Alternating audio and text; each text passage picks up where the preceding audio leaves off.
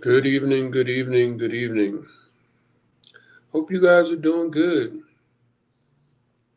As always, I am doing well.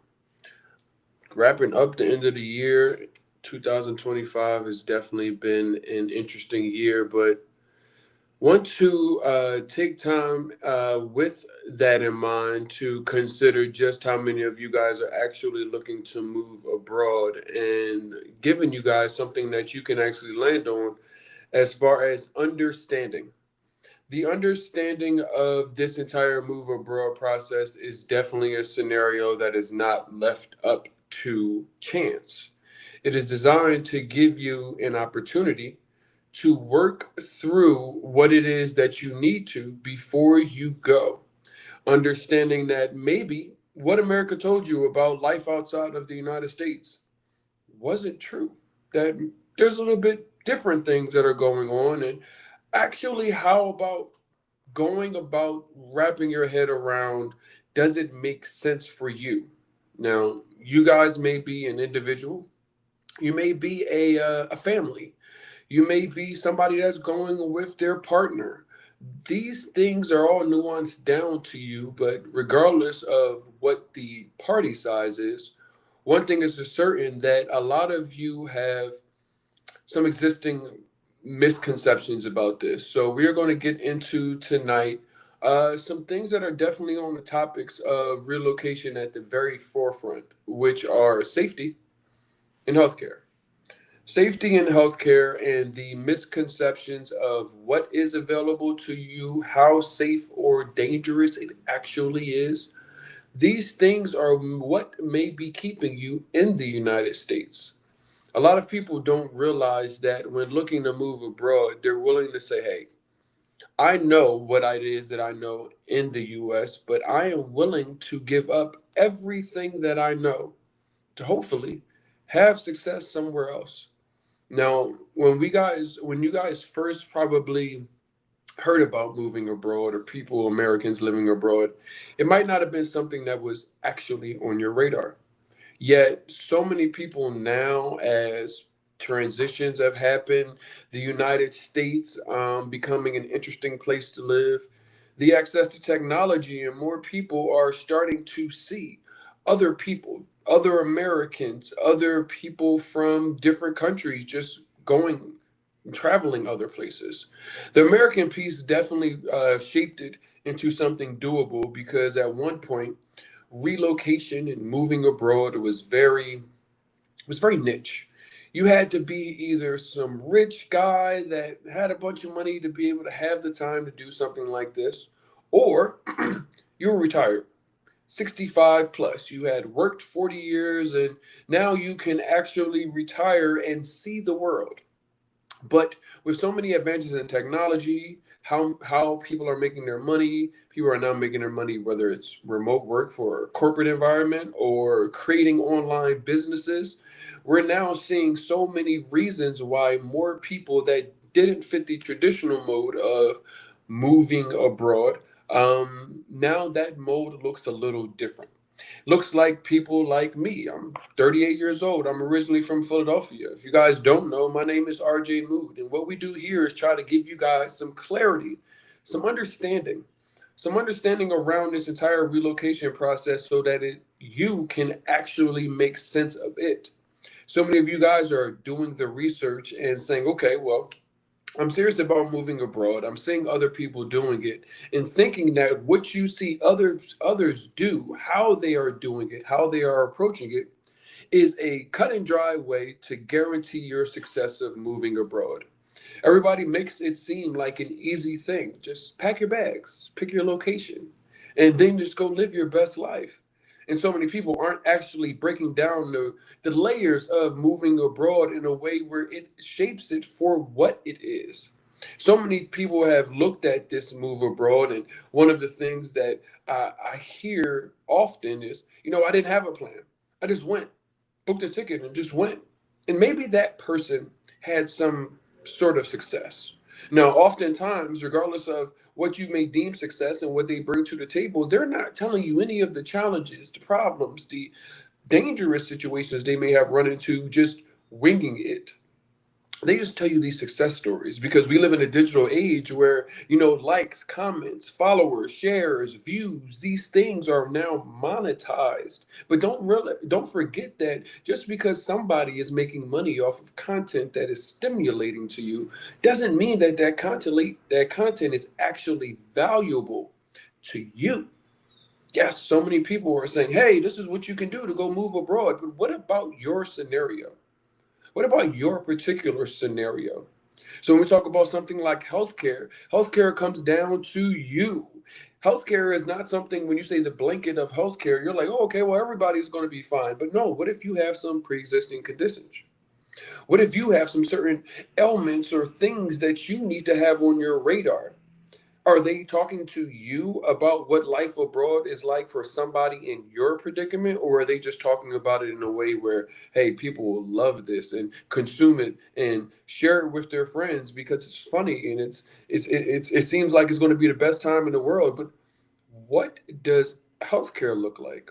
What does safety look like? So in this conversation and the conversations we have leading into 2026, what we do is designed to help you get it figured out.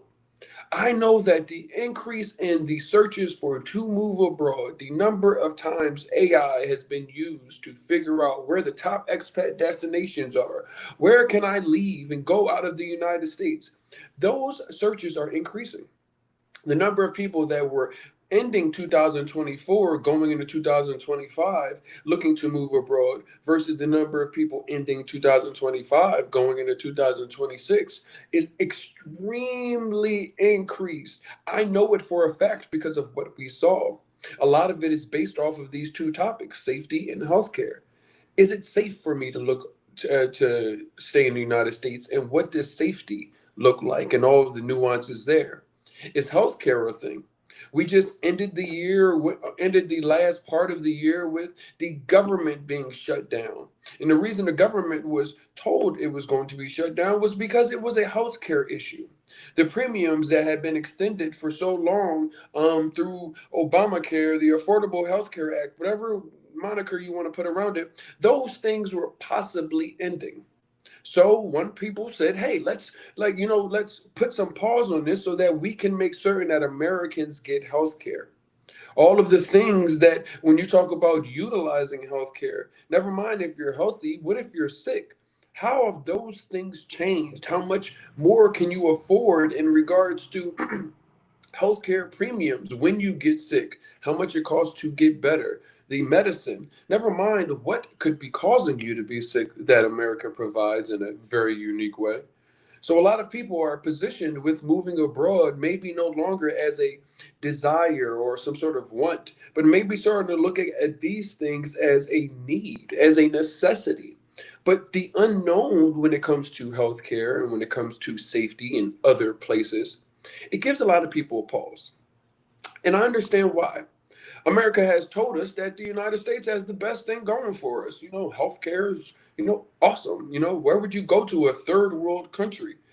Ignoring Americans ignores this often that they say that and believe it, yet see so many people say, hey, I'm going here because of medical tourism. Why do you think Americans, if Americans' healthcare system was not only the best but affordable, would they go to another country where they don't have to show all of the paperwork or have the thousands of dollars after paying thousands of dollars into healthcare? So we've got an opportunity here tonight to break the myths down around those two big topics. The question is not necessarily what it is that I say tonight, it's whether or not you have your drawbridge low enough to receive it, to understand that maybe what you were told, maybe what you were sold about what America has for you is not all the way the truth. America lied to me, to you, to us. Is it possible? You're damn right it is. Congratulations, you just getting your passport today, your new one. Yes, definitely. One thing I will tell you in 2026, before we get into these topics, so let's talk about that because somebody just said, I got my passport today, my new one. It's good. If you don't have your passport in 2026, even if you're not looking to move abroad, go get that. America's getting interesting. Make certain you have that passport, but make certain you also have enough time. 6 months is not enough time. Most of these countries will not allow you into their country with only 6 months left. So make sure you have enough time. Anything under a year, personally, it's I think most of the time it's 10 years, unless you're like a child. Um, Make sure you got enough time on there. The other thing you want to make certain you have for you frequent travelers is enough passport stamps, pages. Excuse me. If you run out of passport pages and there's nowhere for a country to bring you in or stamp you out, then that is no longer valid. So just keep that in mind as you guys are considering moving abroad. But let's get into it because healthcare is one of the biggest topics that you guys need to wrap your head around. So let's talk about what is the normal situation in the United States. And you're used to this. You pay your your monthly health care. That is $300-400. Maybe it's $200 if you have a basic plan, depending on what you have. That is going to cover medical. They always treat the your eyes and your teeth as if they're not a part of your body. So you have to have medical, dental, and vision. I've never understood that, and that's we go into a whole scenario of why that's set up the way it is. But let's just set it for what it is. You pay your monthly health care, and you pay your couple $100 for your dental, your vision, and your medical.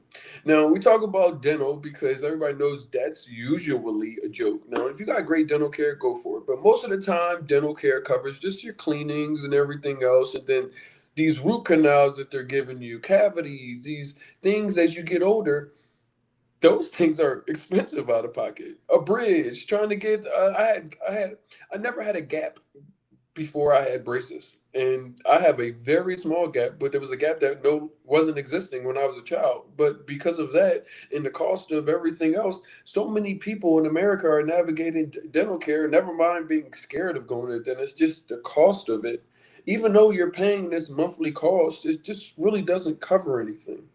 Depending on what job you have and if they have a good vision plan, you might get one eye appointment a year and you may need to get contacts but these things you may get an allotment. Those aren't the most difficult things to navigate. I would say the teeth thing is definitely one of the higher things, but they treat it as if you don't even really need your teeth in like seriously. But the medical thing is one of the things that most of us are used to. Some people can avoid going to an eye doctor if they can't see that well. I mean, they see perfectly fine. Some people honestly avoid going to the dentist, but you usually go get an annual checkup. If you get sick, you go to urgent care, and that entire process of just spending hundreds of dollars a month is expensive already after the sale. You guys go and you say I got sick, so let's go to urgent care. And urgent care could be $40 to $60 for your copay, depending on what that looks like in your insurance plan. Then you get there, and the entire process is just it sucks. You go and you wait in this cold urgent care, and depending on how many people, what kind of season is going on, you could be in there for 40 minutes. You could be in there for 2 hours. Just depends how many people over there before you got there. When you get into the room that they finally call you in, they bring in a nurse. She checks your vitals, sits with you for about I don't know 7 minutes max. Says okay, well, what brings you in here? And they say okay, go take that and get your blood or get your health. Check those basic things. Then the doctor comes in with his little white coat and he spends about 3 minutes with you max. This entire process is three hours, and hopefully you got it on your day off. All of these things factor into the normal healthcare cadence of what you're used to and how you go about fixing yourself. They prescribe you a prescription that can cost $10 or can cost hundreds of dollars depending on what your actual ailment is. Labs, blood work, x-rays, these things are a premium. To go to a specialist, you need to go to a particular doctor in order to go to another doctor that gives you the right to go to the other doctor. And each of those you have to pay a copay. It's a consistent turnstile of payments, even though you've already paid hundreds of dollars just to be covered. What if it didn't have to be like that? You might say, "What are you talking about? Why wouldn't it be like that? America's got one of the greatest healthcare systems in the world. What other experiences are there?" Well, I will tell you that many places abroad do not operate in the way that America treats its citizens in regards to healthcare and how it is that you go about making sure that you're okay. And what that looks like is, I'll give you some examples. Now, I've got a lot of examples because I've lived in Colombia, but these things are similar around the world. You take a place like Colombia, and when I got sick, instead of having to go to urgent care, I actually just text the doctor. And they said, "Hey, what's your problem?" I said, I have a cold and I feel like it's a flu or something. I don't feel well." And they said, "Well, what's your address?" And then, okay, gonna come to my house. Come to my house. They told me what the cost was to come to my house. I would say it was about $40. It was in pesos, Colombian pesos, but it was about the equivalent of $40. So the guy comes to my house and he says, "Yeah, we'll be in there, within the hour." Well, that took 10 minutes. I know, I'm not saying I lived like, I didn't know where I lived in relevance to him, but it took him 10 minutes to get to my house. And he came inside of my house. He was able to take blood, check my temperature. He said I can get x rays if I needed to with certain things. I had a full doctor experience. And there was no let me go leave my house while I'm sick. There was no let me go sit in the cold waiting room for hours as if I don't have time. I have the time to do this, and I'm also not feeling well. This man came into my house, and from there, coming to my house, he was able to sit with me for. He sat with me shorter than I was in that entire process in the United States, but longer than any medical professional sat with me combined.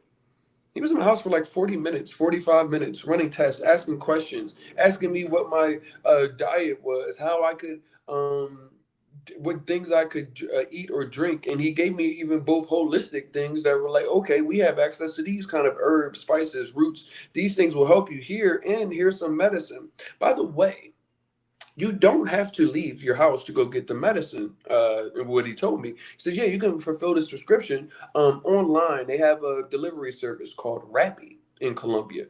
So I was able to take this prescribed medication from this professional and get it, because so many medications in Colombia and other places around the world aren't behind a written signature prescription. You need to go to three specialists to get somebody to give you something that can actually help you. What could that do for your life? What better question? Why wouldn't America tell you that that exists? Why wouldn't America offer you that? The places that they consider third world countries, you guys consider third world countries, offer these. I always tell people that we saw something that was a global pandemic, and one of the most marked things I saw was they called all of the best doctors from around the world. And I think Americans did not pay attention to where these doctors were coming from around the world. Take a place like Cuba. Of course, Americans think it's a third world country. Of course, Americans think it's under communism. There's nobody there is valued like an American is. That's an American thought process. Yet when the ish hit the fan and they needed to call in the best doctors, these doctors were coming from Cuba. They were coming from Colombia. They were coming from Venezuela. They were coming from these places that you guys have been told have it worse off than you. And I'm not saying that it comes to you guys. There isn't struggle and things of that nature. What I'm saying is from just a healthcare perspective. Just look at healthcare, access to being able to afford to get sick and get better, having enough money to where it's not the end of your entire not your payroll, your savings account, because you got sick, you had the nerve to get sick. That's what I'm saying. Americans can't afford to get sick. They can't afford it from a financial perspective. You can't afford to take time off of work because you need that money. There ends aren't meeting right now, so how can you afford to take time off of work that they're not going to pay you?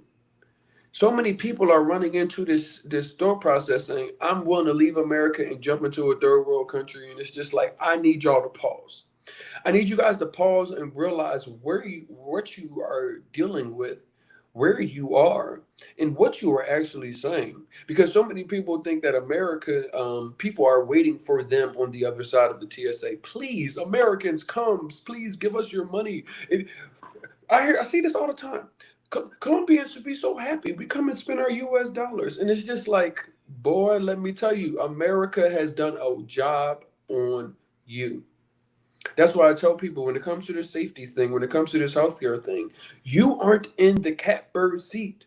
You aren't in a position where you are in an advantageous scenario where healthcare is working in your favor. Your government just shut down for 40 plus days and gave you no resolve and then opened back up and said, I freaky promise we're going to vote on it. And guess what just happened last week? They voted to not extend the premiums. So what does that mean? That increase that you saw in 2026 for your healthcare?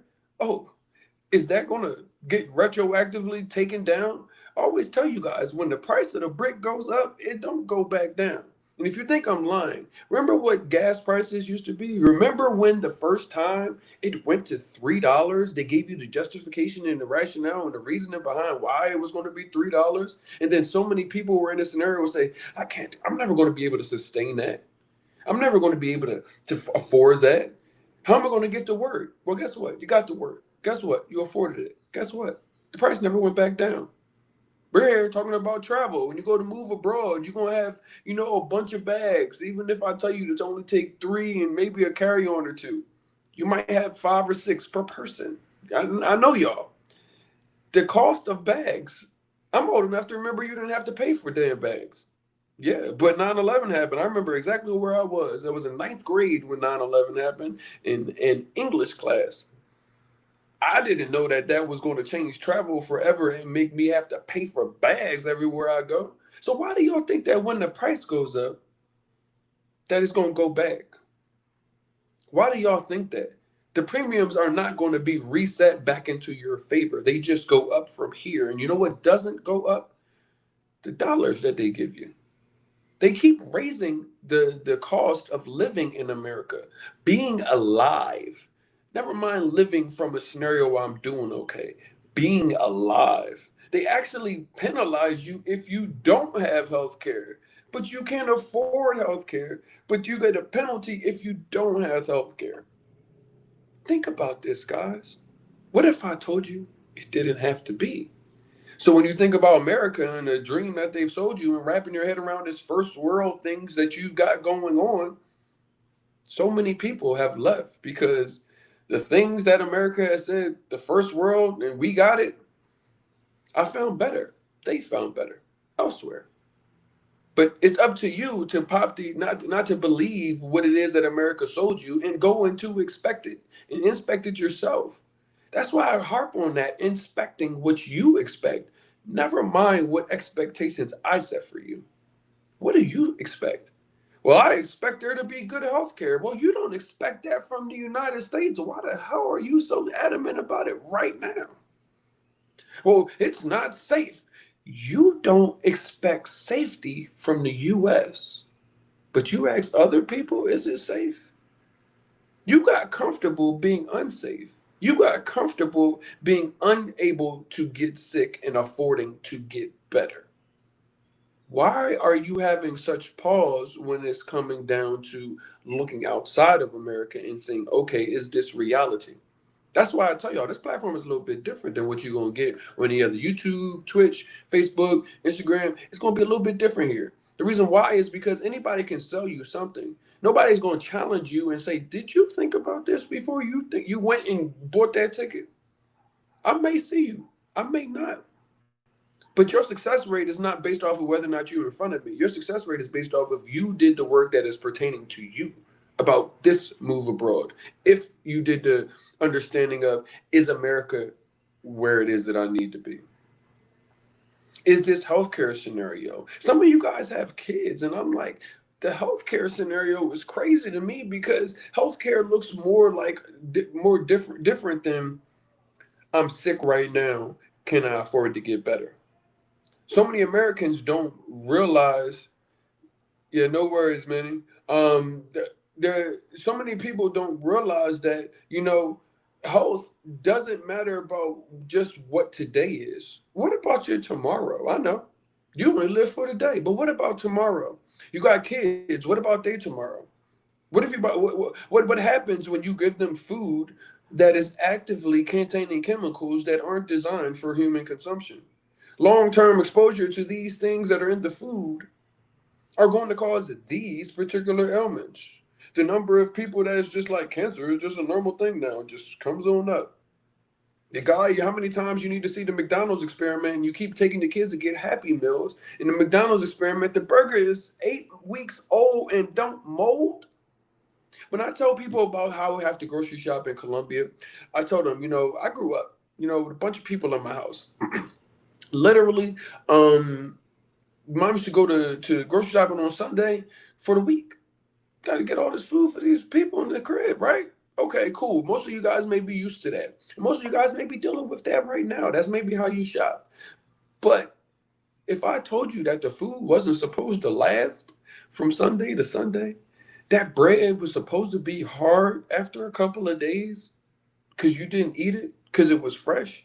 Those vegetables weren't supposed to be able to sit in the bottom of your pantry, in your drawer for the whole week because it's not fresh. Like it's not real food. Go to any of the labels that your favorite brands in the United States, and they got things that they don't even allow in other places, the places that you have deemed third world countries. Yet the United States says bioengineered products are good. Bioengineered products. And if you get sick from the bioengineered products, how do you afford to get better? Better yet, the best thing about it is so many people try to navigate that. Some people say, well, I'll shop organic and I'll only purchase these certain things. And the availability of those things is one thing. The price is another thing. And then the third thing that is also the most treacherous thing that you guys have to worry about when it comes to healthcare, what it is that I put in my body, is paid labels. The United States loves a paid label. Oh man, this is organic. This is dolphin free. The fisherman said, it's no way it's going to be dolphin free. And y'all just said, well, I mean, the label says it, so they can't be telling the truth. I mean, they can't be telling a lie. Now, you guys have seen, and you guys are old enough to have been told a tall tale. You guys have seen America come out and say, my bad. I didn't mean to say it that way, and you guys found out it was real. So why do you guys keep playing with yourself? And that's why I always put the onus back on you guys. Make this relocation not about the content I create, more so about the questions that you could be asked on this platform that are designed to make you look back at that mirror and say, you know what, that's a good question. Am I tripping staying here? Wrapping my head around what healthcare I thought was good and what it actually looks like. That man just said he got a doctor in his crib for $40. $40. $40. A whole hour. Let me give you even something better. My dog, rest in peace, Nino Brown. My dog got sick. Called the dog, the veterinarian. Veterinarian came to the house, about $30, $35.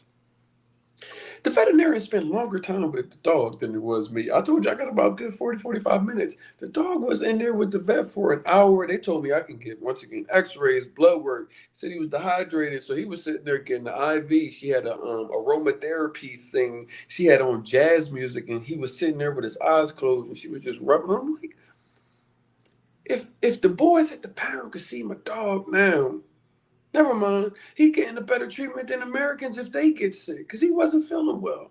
By the time of that, he was feeling well, got some medicine. He had like some. It was the weirdest thing ever because I grew up going to the doctor, going, with seeing loved ones in the hospital. These things were like this draining process. Never mind it, like physically and emotionally, but like the financial portions of it. It just cost so much every time I got sick. Yet I immediately saw the first time I got sick that all of the medicines weren't all behind the counter, and I had to go to 15 different doctors and pay 15 different copays just to access them. Yes, it's real. That's why you guys see people hopping the border, coming to places like Cali, Medellin, Mexico to get medical tourism, getting surgeries, going to Turkey, getting the full panel of blood work done because you can get it all done in one day for $600, and you would have to pay 17 different specialists and 15, 17 different copays just to get half of it done. So I tell you guys, it will be nuanced down to where you go, what kind of services you have access to here in Colombia. We have access to a lot of different services. These things don't cost as much. The price to have a baby, people always walk down the street, oh my gosh, you're so and so, you don't have any children. Most people are like that don't have kids. They're like, do you know how much life costs? You want me to add something onto the bill? Never mind the cost of having a child. If you have great insurance, you might still have to pay $3,000, $4,000. If you don't have great insurance, maybe they'll pay for you. Like, it's the weirdest thing. It's like having insurance is one thing. I got tired. I know you guys are tired of jumping through the hoops, just trying to stay alive. And that's what we're trying to get you guys to understand, that going into 2026, there are options. There are options that allow you to better your quality of life. The food that you're going to get access to is going to be naturally better for you, which can help prevent you being sick, prevent you getting colds, and not even realizing that these guys are in this scenario where so many of you are faced with allergies, alert allergies to things that don't exist abroad. My partner is very allergic to chicken. She literally cannot eat chicken in the United States. In the United States, no chicken, zero. Like, don't bring it anywhere close. Mexico, Colombia, chicken is perfectly fine. Why is that? What did they do to the chickens? What did they do to the bread when everybody is gluten free? I was born in 1987. I ain't heard the words gluten free growing up in all my life. I've been through chicken pox, the pandemic. Gluten free was, but what's in the bread? Why is it on the shelf for so long? You guys have to ask questions about what it is that you guys are seeing and what it is that you're doing, and they're saying, "Hey, this is normal," and then asking why the places that you have been told aren't good places have a better access to just basic quality of life things, fruits, vegetables. One of my favorite things when we talk about healthcare, and it comes down to United States folks, and I talk about the springtime right now. All of y'all are cold as hell. Y'all got allergies going on. I mean, y'all got the snow going on. It's probably 20 degrees where you at. You guys are probably in a scenario where you miss the spring. But so many of you don't realize that missing the spring means the allergies come back attacking. Yes. And the reason why the allergies come back attacking is not because the world is ending or anything else like that, but because in the United States, what they have done is damn near like criminalized being homeless. They've criminalized just basically everything and monetized everything from President's Day sales to food. Food is a luxury now. If you're a human, I feel like you should have access to food, especially with millions and billions of dollars being spent on nothing. That's a whole nother topic. But I bring this up is because you guys don't realize that your health is even at an attack because of capitalism and what America is willing to put you through. So many places around the world that have been deemed third world countries have one thing that you don't have, and it's a huge thing. So, you guys may be new here, so let me paint the picture for you. Every spring, in certain places around the cities in the United States, Washington, Philadelphia, Atlanta, the spring comes, the seasons change, the flowers bloom, and what happens is an entire city could be covered in yellow pollen. The reason that's important to you is because if you know anything about how plants grow, plants are like me and my lady. I'm a man and she is a lady. The reason why that's important is because there are male plants and there are female plants. The female plants bear the fruit. They bear the fruit. The male plants are the ones that to shoot the pollen out. Guys, follow me now. I know this is science class, but I need you to pay attention and make sure you understand why I'm telling you this. Because every time you go and you see, why is the city yellow? Why are the streets yellow? Why are the cars yellow? I can't breathe. My eyes are watering. My nose is running. I need a Benadryl, but it's daytime. It's going to make me drowsy. That's your life. At least once a year for some sustained months. And the reason behind that is because they only planted male trees. America took capitalism so serious that they said, I don't want fruit growing on the sidewalks. So, when you don't want fruit growing on the sidewalks, you get rid of all the female plants and you only present male plants. So, you have a bunch of pollinators with nowhere to go. So the next time you are in your city coming up in 2026 and you're in the springtime and you see a city full of yellow everywhere, no, it's because they cared about your money in your pocket than your damn lungs. You being alive. Well, you gotta come to Big Pharma, baby, and get some allergy medicine. You think the man that's uprooting the trees ain't got $1 in Benadryl? First, you take the trees away, then you sell them the Benadryl. Now they can't get out the matrix. So many of you guys are looking to escape this revolving, this running into place, this rat race of I can't get out of this. It's ingrained in everything that you do. So healthcare, that's why I say it looks so nuanced because you think, what if I get sick? You are getting sick by the food that you put in your body. You are getting sick because your lungs are under attack because they keep planting male plants because they don't want fruit to grow. You go to a city like Cali, Colombia, and there's damn fruit growing on the trees. There's mangoes growing on the trees. There's daggone parrots flying around free range. Like I've seen some state fair parrots flying in their natural habitat. You guys go pay extra money for places like Whole Foods to give you imported fruits at a premium for what it is that we're getting at for the low. So they sell things in different metrics here in Colombia, the metric system. So they sell things by the kilo. So 1 kilo is 2.2 pounds. Reason I bring that up is because the kilo of strawberries is like 4,500 pesos. So you're talking about $1.25, $1.50 for a pound of 2.2 pounds of strawberries.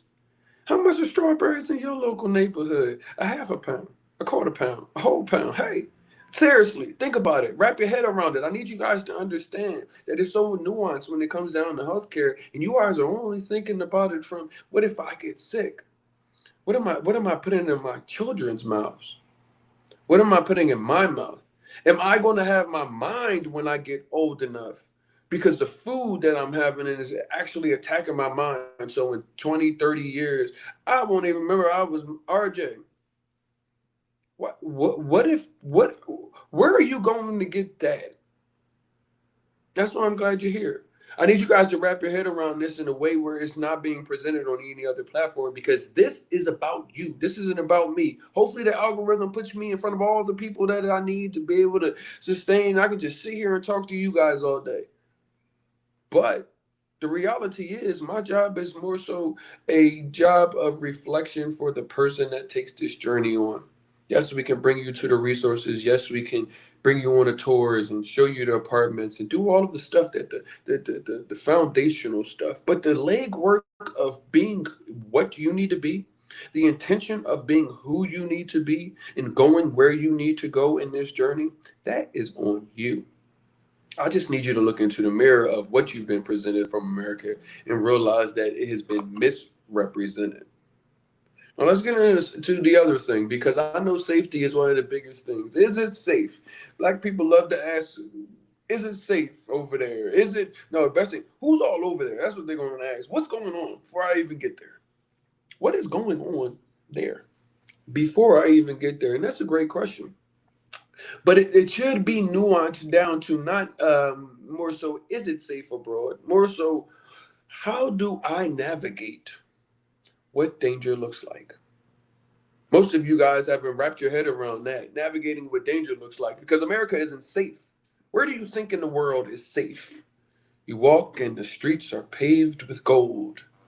Everybody leaves their. Don't get me wrong, because there are some places, but we don't even highlight those because a lot of those places are places that do not treat black people well. Oh, in the Middle East they don't do this, and I'm like, well, you go in the Middle East, and then there's other places. Some places in Asia are very safe. I will say that, but most of you guys are first timers. So I talk to people that are a lot of times in a position of first time and realizing that I shouldn't go jumping into the deep end of never being abroad. And now I live in Thailand, Indonesia, Australia. Like that is a whole nother day, brother and sister.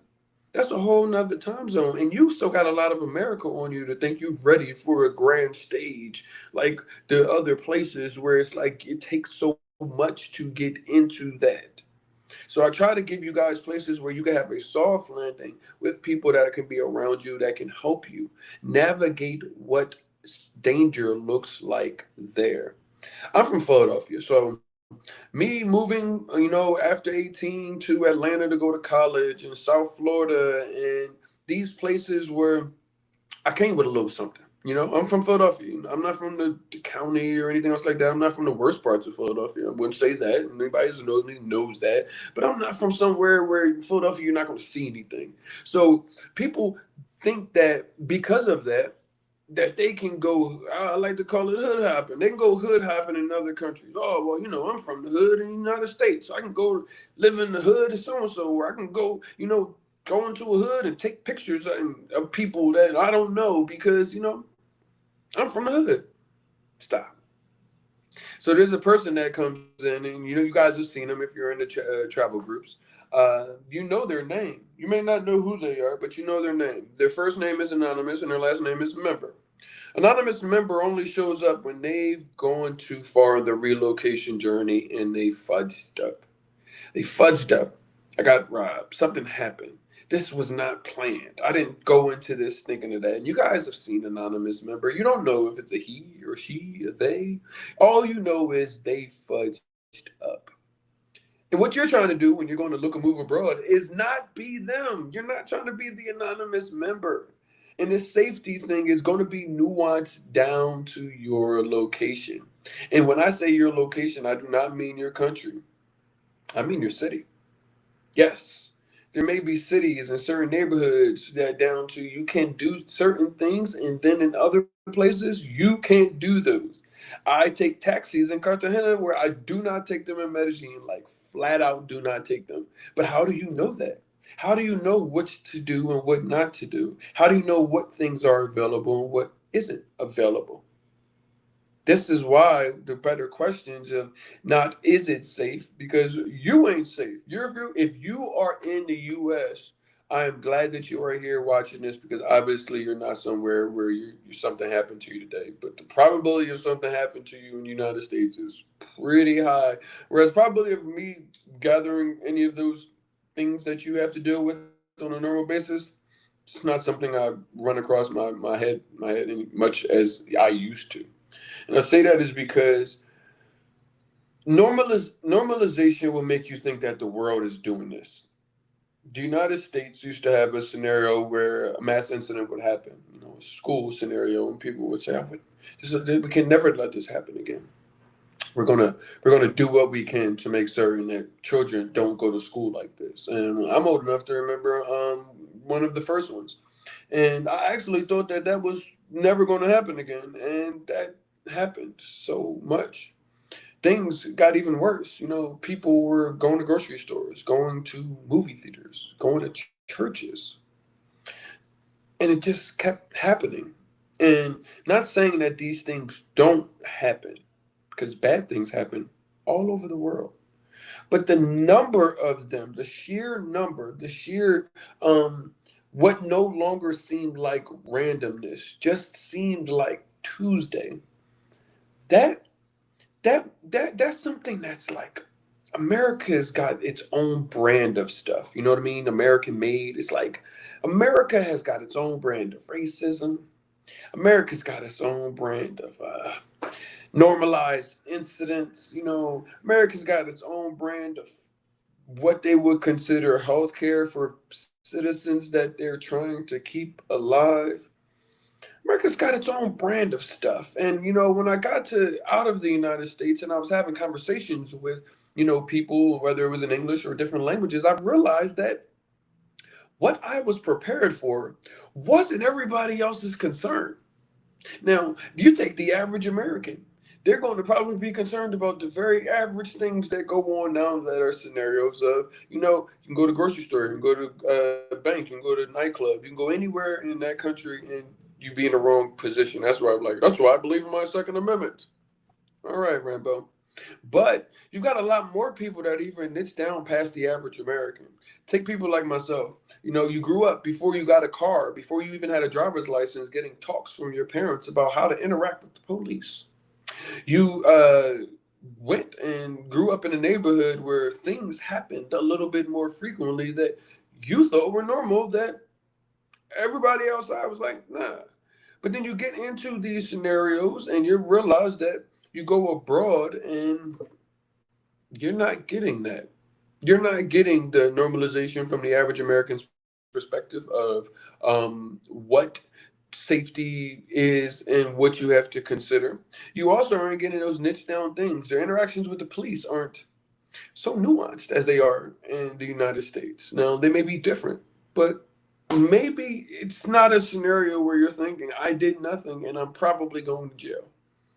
As a person that grew up in the United States and traveled around a bunch of places, have been pulled over a bunch of times, I was always told to keep everything as cool and calm as possible because you could blink wrong and there could be things that was something I grew up. People tell their children this. You may tell your child this. And they may not be old enough to drive yet, but you know how things are. Well, that is a certain level of trauma that I didn't realize until I was no longer around it and under it, that I was carrying around in the world with me. So you guys asked me about safety, and I was in the Columbia at a bowling alley, and it was really loud, and I couldn't hear. And I was trying to talk to my friend, and I kept hearing like screams and stuff, and I kept like, "What was that? Somebody okay? Everything all right?" And my boy, he saw me and was like, "Hey, bro, we're not in the United States no more. Nobody is like coming in here about to go crazy." And it's just like he saw the look in my eye was of concern, and it was just people having a good time. And I realized that I was carrying this trauma, this PTSD around the world, going into places and making certain. Now, I'm not saying that you need to have your scanners down, more like going into places and saying, "Hey, I need to find all the exits because if I don't, and somebody comes in here with a bad attitude, I'm going to be a victim." Those were things that I walked in and was extremely aware of, and noticing that I realized that, yeah, I can still go look where the exit is, but I'm not likely to be in a mass situation. So when we talk about safety and navigating it, I can give you some information on Colombia and things of that nature. But the one thing I want you guys to ask of your location, when you talk to a relocation expert, when you talk to somebody that knows your destination and knows the city, ask them, what does navigating danger look like there? They're gonna say that's a good question. So this is what you shouldn't do, because that is it safe? You're not safe. So in Colombia, navigating danger. So one thing I will tell you, and this is a global American statement. I don't care who you are or where you are, but this is about you. You have been taught to wear your bank account on your body. You do. You have. It's okay. It's all right. You've been told to wear your bank account on your body. You want people to know that you got it going on. You want people to know that you've made it. Buying the Rolex, buying the car, buying the bag, the designer bag. The people buy the Louboutins and don't ever. I've never seen so many bottoms of people's feet besides Louboutin wearers. They're like, hey, you need to know that these are Louboutins. I spent money on them. That is the American way. I told you, America loves showing you what it is. And this thing is in global perspective. Most of the time, the people that have money, they'll be the same way. But it's not often the people that don't have money are sitting here with these trinkets of stuff that is it's not on their highest priority.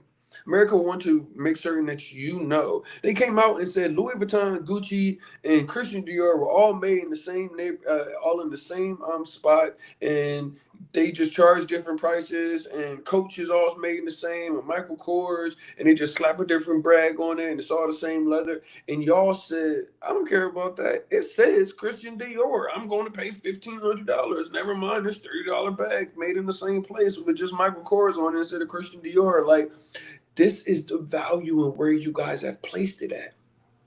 So when you guys come to me and asking me, is it safe? A lot of things that you have done in the United States or strive to do aren't safe in a lot of these places. Maybe it's safe in the US. That's why I say a lot of people aren't ready to hear you're not ready to move abroad. I know. They said, come, pay the thing. I'll take your money. But I care about your success more than about your money. Because your money is it just used to pay bills. It used to. What we doing here? You think I'm here ultimately with these particular things? We would have more monetized conversations, things that are leading you.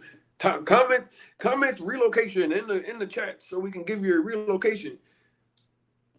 We're having a conversation. I want you to be feeling like somebody actually gave a damn whether or not you were successful. So wrap your head around this, right? So with this thing, you guys asked me, is it safe? And it's like, no, it's not safe to wear a $5,000 Rolex on your arm in Colombia. It's not. No, it's not safe to wear a Cuban link, bust down diamond earrings. No, it's not. It's not. But the reason why it's not safe is because the value of those things is such an exorbitant rate. We in America don't realize the privilege of making US dollars. That's why the world is saying, oh, I just want access to be able to make US dollars because it is valuable if you can put your hands on it. But a lot of times it doesn't have value to you, the person that needs it and needs to utilize it in the US. 30,000 in the US don't go far, but 30,000 globally can go a lot further.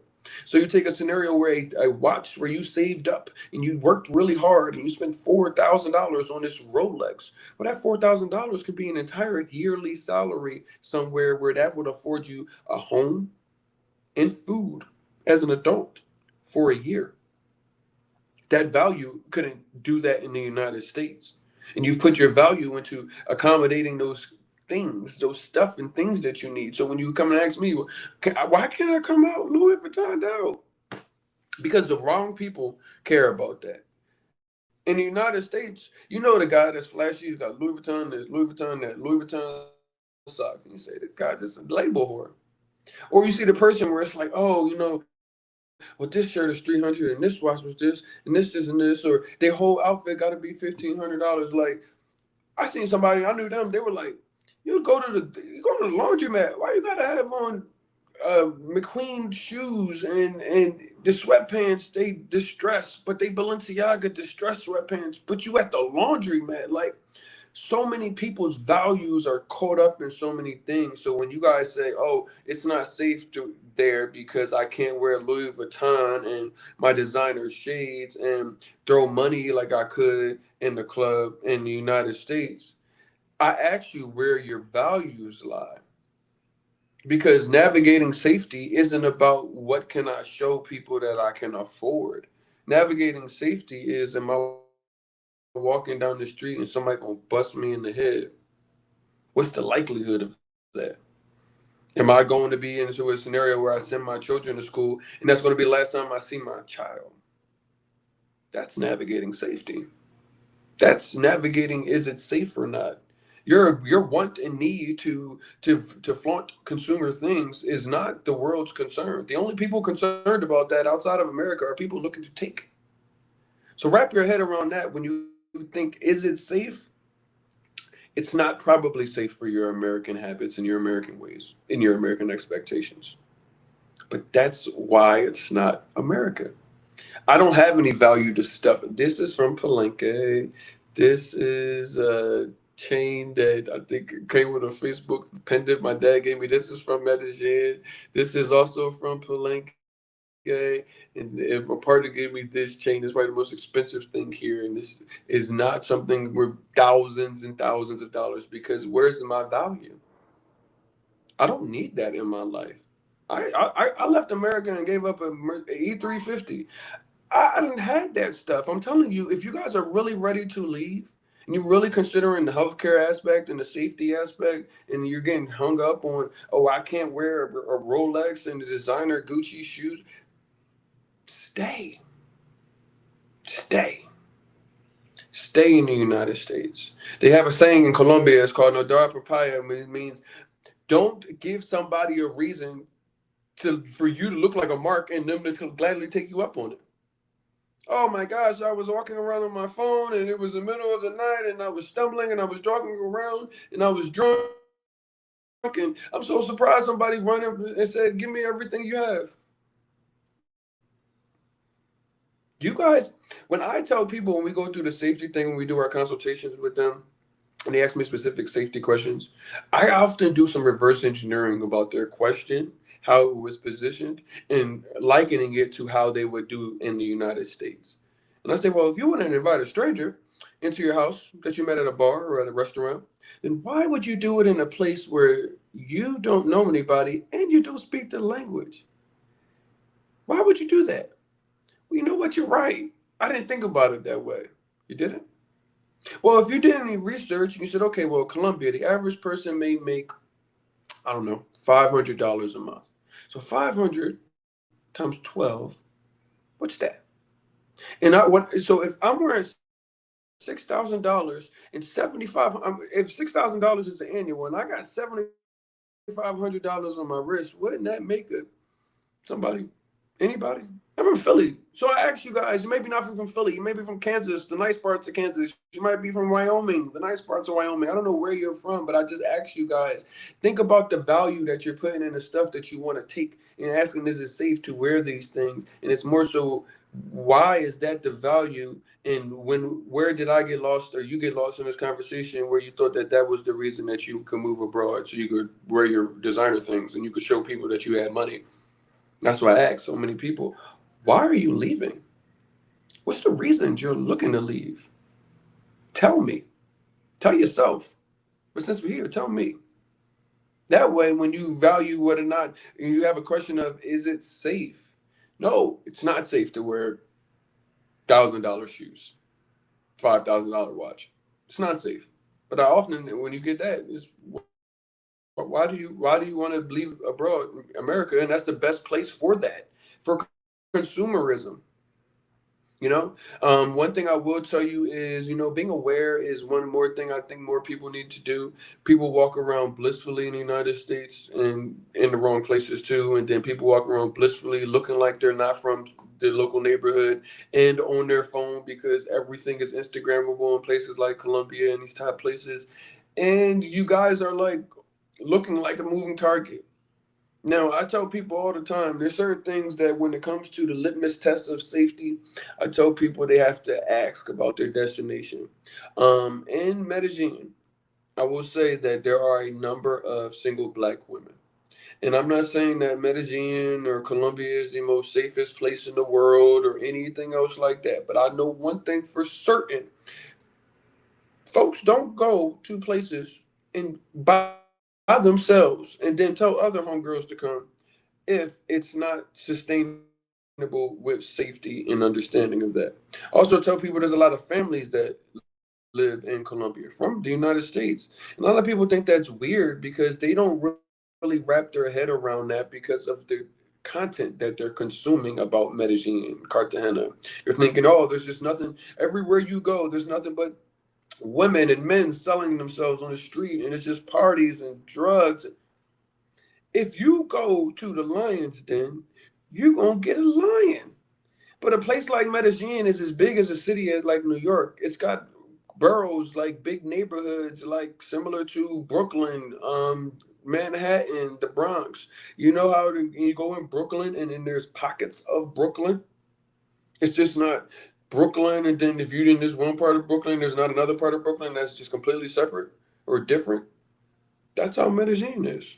Now that's nuance to Medellin, but that's why I always tell people my golden rule of thumb when this relocation thing comes across your desk and you're actually saying, okay, I'm narrowed down to what city I'm going to.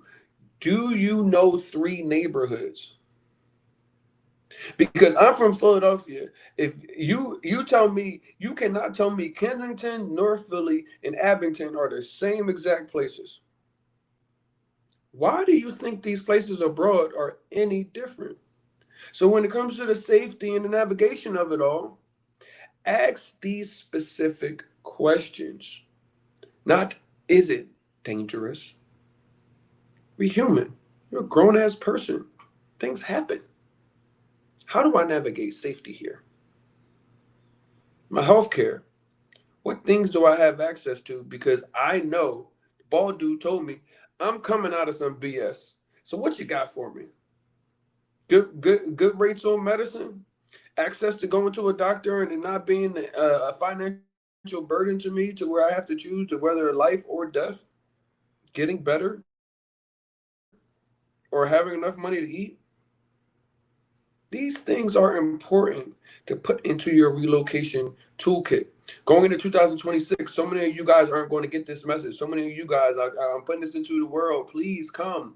energy. Please bring all of the people that need to hear this message, not because it's got to come from me, but because so many people need to hear this. You guys need to wrap your head around this particular move, and it is not the exact same as anything else that you've ever done. It is the first move that you could actually have to transform and change your life. But you could transform your life in all negative ways if you don't do it the right way. If you don't take the education and inspiration that can be found on this platform and actually apply it to you, to you. That's why we do the consultations, because I need to know what's your issue, what's your problem, what you're looking for. Why did you even put this place on your radar? What's going through your head? Talk to me. How can I help you? We do these things because this is important to the increasing the probability of your success when looking to move abroad. I will tell you guys can always make certain to go to movetravelabroad.com. We have done our best to put all of the resources there so that way you can access them at any time you want. Our video on demand webinars are available to you. We have done our conferences. There is the Colombia conference as well as the Colombia, Mexico, South Africa, and Panama conference that literally takes over 5 hours of on demand videos and gives you access to them.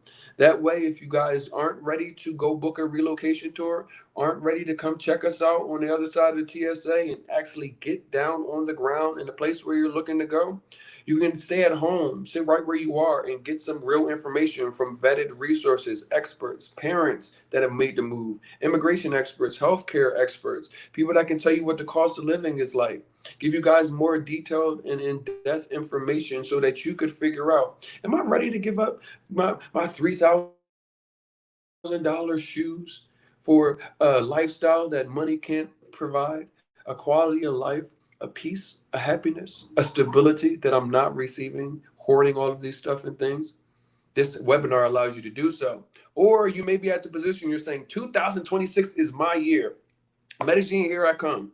Well, not only do we have Medellin, but we have Santa Marta, Cali, Colombia, as well as Playa del Carmen, Mexico, Puerto Vallarta, Mexico, Cape Town, South Africa, as well as Panama City, Panama, and surrounding areas. The reason that's important to you, when you go to movetravelabroad.com, you can get signed up for our relocation tours. Go on at least one. Depending on where you're looking, you may need to go on more. But the relocation tour is designed to give you boots on the ground and really get you to understand what you're going to live like there as a local. We take you to neighborhoods, so we show you the three neighborhoods that you're going to need to have in your cap. We show you the apartments and what those look like and the different nuances of walkability in different neighborhoods, accessibility to things, how to shop like a local, both grocery store and the local market. Even something down to how to get money out of the ATM, because you'd be surprised how many people end up leaving their card in the Colombian bank. These things are important, and you can't go find other places that is going to connect you in a way like these conversations do and these resources do to this entire thought process of you moving abroad and actually having success. So February 16th through the 22nd, you guys can go get signed up for our Mood Travel Abroad relocation tour that is to Medellin, Colombia. So if you have it on your radar, 2026 or thinking of 2027, start now. Get the information that you need, get connected to the resources, start building community ahead of you cutting all of those anchors that you have in the United States, changing your entire life. Thinking that the unknown is the best way. Well, the only way you're going to have a certainty of that is by getting the resources that you need to feel a little bit more stable about this decision and taking that unknown and giving you guys something that you can actually use to turn that dream into reality. I hope tonight has been very helpful for the people that have stayed on, for the people that are watching the replay. Shout out to you guys. Definitely jump in the comments. Let me know what you guys have on your heads, man. I know there's so many people that are looking to move abroad, don't have a friend, a big brother, a little cousin, whatever it is that you want to look at me as. Somebody that's wanting to walk through these stages with them, talk to them about the meanings and the messages that they need to wrap their heads around when looking at living life in a different location. But honestly, we do this because nobody was there for us. So many people did not have somebody to kind of get them ready. Get them ready for the relocation journey in a way where they could actually use it. We do what we can to help you reflect on the journey that you're going to take, as well as connect you to the resources that you need. You guys can go to moodtravelabroad.com. abroad.com. Signed up for the relocation tour. We're looking forward to welcoming everybody that's serious about relocation, especially to Medellin, and getting you guys on the ground and connected with the resources. You guys can also go on YouTube, Black Expat Life Abroad. There you will find all of our conversations, over 300 videos from the last 2.5 years that we've been out here connecting you guys, having the conversations, the tough ones, the ones that nobody had with us that we realized somebody should have had with us. You guys jump in my DMs, my comments. Let me know what it is that's on your mind, what we may need to cover. I'll be back tomorrow at 6 p.m. To cover a new topic. This is all for our countdown to 2026. If you are the person or know the person that is looking to move abroad in 2026, make certain that they come back here. Make certain that they are tapping into the resources that we have at movetravelabroad.com. Make certain they're in my inbox letting me know if they need our services, they need a consultation, they need to just bounce some ideas. Yes, I'm a busy person. It does cost, but I promise you it will be worth it. And if not, you guys have over 300 hours of videos to go watch and get the real information also. So thank you as always. My name is RJ. You guys have been amazing. Thank you for jumping in the comments for the people that have been here. I'll see you guys manana.